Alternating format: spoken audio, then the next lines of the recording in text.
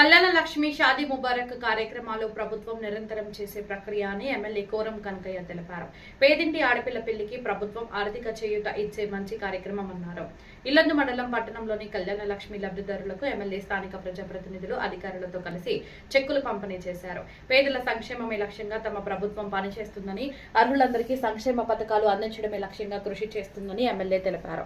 కార్యక్రమంలో చైర్పర్సన్ దొడ్డా కిరణ్ మిత్ర, AMC chairman Rambabu, మండల అధ్యక్షుడు రాము, పట్టణ అధ్యక్షులు బోళ్ల సూర్యం, ఎంఆర్ఓ ఖాసిం, వార్డు కౌన్సిలర్లు, సర్పంచులు తదితరులు పాల్గొన్నారు. చెందాలనే మన గౌరవ ఉద్దేశంతో అనేక సంక్షేమ పథకాలు గురించి చేస్తా ఉన్నారు.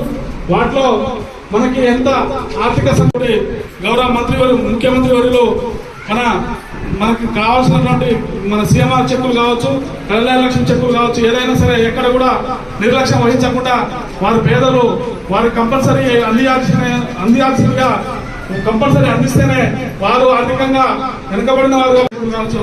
మన గౌరవ శాసనసభ్యులు కూడా అటువంటి ఫైల్ని ఎక్కడ కూడా ఆపకుండా పదే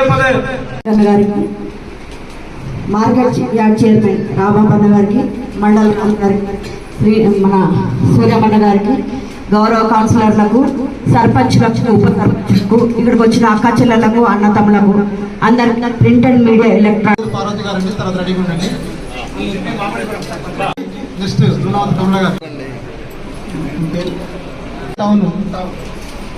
కౌన్సిలర్ 16వ వార్డు సుందరమ్మ,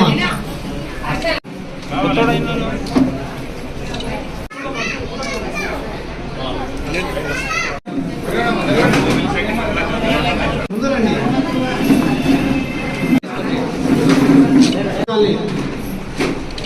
మేడం తర్వాత ఈ రోజు వరకు 769 చెక్కులు లబ్ధిదారులకు ఇవ్వడం జరిగిందండి. షాదీ ముబారక్ కావచ్చు, కళ్యాణ లక్ష్మి కావచ్చు.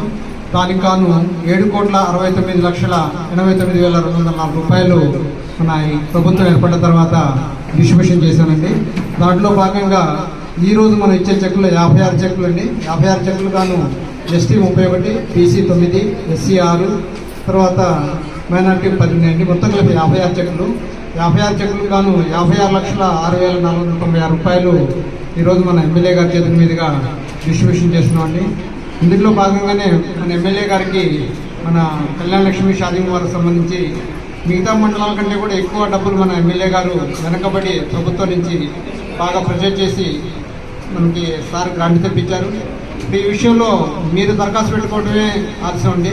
మన ఎమ్మెల్యే గారి విషయంలో చెక్కులు సంతకాలు కానివ్వండి, అమౌంట్ తెప్పించడంలో కానీ పూర్తి శ్రద్ధ వహించి మనం రావాల్సిన చెక్కుల కంటే కూడా డబ్బులు ఎక్కువ ఉన్నాయండి మీ దగ్గర. మీరు ఎవరు అప్లై చేసుకోవట్లేదు, తొందరగా అప్లై చేసుకోండి. సార్ మన ఎంతమందికి అయితే రావాలో దానికి మించి డబ్బులు తెప్పించామండి. కాబట్టి ఈ విషయాన్ని మీరు తొందరగా దరఖాస్తు చేసుకుంటే మీ అందరికీ తొందరగా డబ్బులు వస్తాయి. ఈ 1,00,000 రూపాయలు మీకు చాలా ఉపయోగకరంగా ఉంటుంది. ఈ విషయాన్ని పురస్కరించి ఈ అవకాశం ధన్యవాదాలు. చెప్పినట్టుగా మన ప్రభుత్వం పేదల వరకు, అంటే పేదలను గొప్పలు చేయాలన్న ఒక ముఖ్య ఉద్దేశంతో నడిపిస్తున్న మన ప్రభుత్వం, మన రేవంత్ అన్న గారు అయితేనేమి, మన పొంగులేటి అన్న గారు అయితేనేమి, ముఖ్యంగా మన కోలం కనకన్న గారు మన మండలాలను, మన టౌన్ని బాగా అంటే ఇంకా అభివృద్ధిలోకి తేవాలన్న ముఖ్య ఉద్దేశంతో ఎంతో దృఢ సంకల్పంతో ముందుకు నడుస్తున్నారు. అదేవిధంగా కౌన్సిలర్లు కూడా నడిపిస్తున్నారు. ఏదన్నా కూడా ముఖ్యంగా మహిళలకు అంటే మన ప్రభుత్వం ప్రతి పథకం కూడా మన మహిళలకు అందేలాగా చూసుకుంటున్నారు. అంటే మన మహిళలు ఒంటింటి కొండేలాగా ఉండకుండా మనకు కూడా ప్రతి పథకం వర్తిస్తుంది అన్నట్టు. అంటే ప్రతి దానికి ఒక కింద చేతులు చాచే విధంగా కాకుండా ప్రతి పథకం మనకు అందేలా చేస్తున్నారు. కాబట్టి రాబోయే రోజుల్లో కూడా మన కాంగ్రెస్ ప్రభుత్వాన్ని ఆశీర్వదించండి.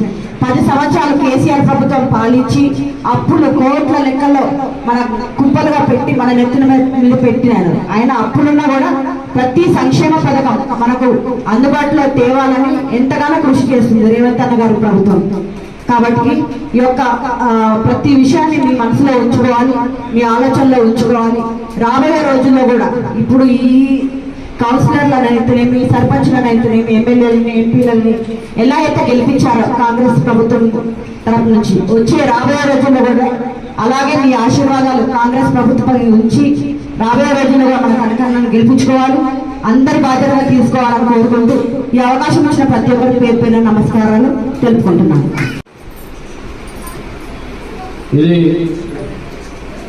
నిరంతరం జరిగే ప్రక్రియ.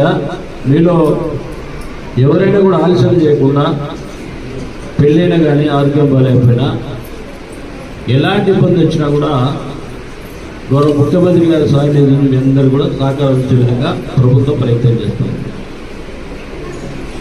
ఇప్పుడే చెప్పారు చైర్మన్ గారు, తెలంగాణ రాష్ట్ర ప్రభుత్వం అప్పుల బాధలు ఉన్నా, ఎన్ని ఇబ్బందులు ఉన్నా కూడా పేదలకు మాట నెరవేర్చే విధంగా ఈ ప్రభుత్వం పనిచేయాలని ఒక లక్ష్యంతో పనిచేస్తున్న ప్రభుత్వమే ఇందిరమ్మ రాజ్యంలో రేవంత్ రెడ్డి గారి ప్రభుత్వం. నిరంతరం జరిగేటువంటి ఎల్ఓసి ఇస్తున్నాం హాస్పిటల్కి. ఎవరికైనా ఒంటి బాగలేకపోతే ఆపరేషన్ అయినా కూడా 5 లక్షల రూపాయలు ఎల్ఓసి ఇస్తున్నాం. 10 లక్షల రూపాయలతో ఆరోగ్యశ్రీ ఇస్తున్నాం. కళ్యాణ లక్ష్మి ఇక నిరంతరం మీకు జరిగేటువంటి కార్యక్రమం. పెళ్ళైతే 1,17,000 ఎంత ఉంది, 1,16,000 రూపాయలు ఇచ్చే కార్యక్రమం నిరంతరం జరిగేటువంటి కార్యక్రమం. దాంతోపాటు ఇప్పుడే చెప్పారు కౌన్సిల్ చాలామంది, ఈ ప్రభుత్వంలో పేద నిరుపేదలందరూ కూడా ఏదో ఒక ఆర్థిక సహకారం అందించాలని ఒక లక్ష్యంతో పనిచేస్తున్నదే ఈనాడు రేవంత్ గారి ప్రభుత్వం. ముఖ్యంగా ఇందిరా బిల్లు చాలా మంది కూడా దరఖాస్తు పెట్టుకోలేని వారు పెట్టుకోవాల్సిన అవసరం ఉంటుంది. మొన్న కూడా పత్రికలు చెప్పారు, ఈ ప్రభుత్వంలో ఎలాంటి పైనవి లేవు, నేరుగా తారీఖు దరఖాస్తు పెడితే వాళ్ళు రేషన్ కార్డు ఇచ్చే పంపించే కార్యక్రమం చేస్తున్నారు. ఉచిత కరెంట్ ఇచ్చే గొప్ప కార్యక్రమం తీసుకున్నాం.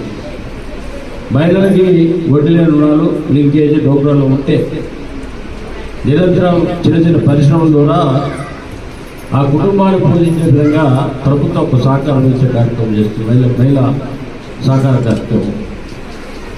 ఇవన్నీ కూడా గతంలో ప్రభుత్వాలు ఈ ప్రభుత్వం మనకి ఇచ్చిందే చెప్తుంది, మనకి ఏమి ఇచ్చింది అదే చెప్తుంది.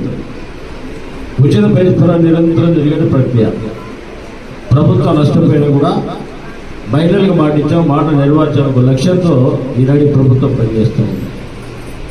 దేశం లెక్క లేకుండా సన్నబియ్యం ఉచితంగా ఇచ్చే కార్యక్రమం మనం ఎప్పుడు చూడలేము, వినలేము. ఎప్పుడు ఇస్తున్నాం?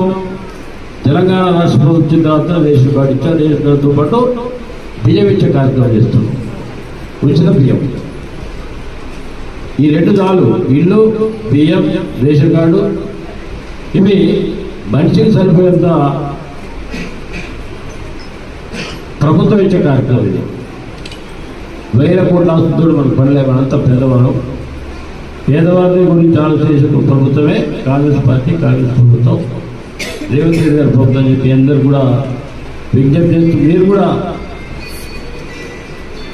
ఆలోచన చేయాలి, చర్చలు పెట్టుకోవాలి. అప్పుడేమి ఇచ్చారు, ఇప్పుడేమి ఇస్తున్నారు, అప్పుడు ఎందుకు ఇలాంటి పేరు ఎందుకు ఇస్తున్నారు అంటే మనం ఎప్పుడు చెప్పారు ఎన్నికల ముందే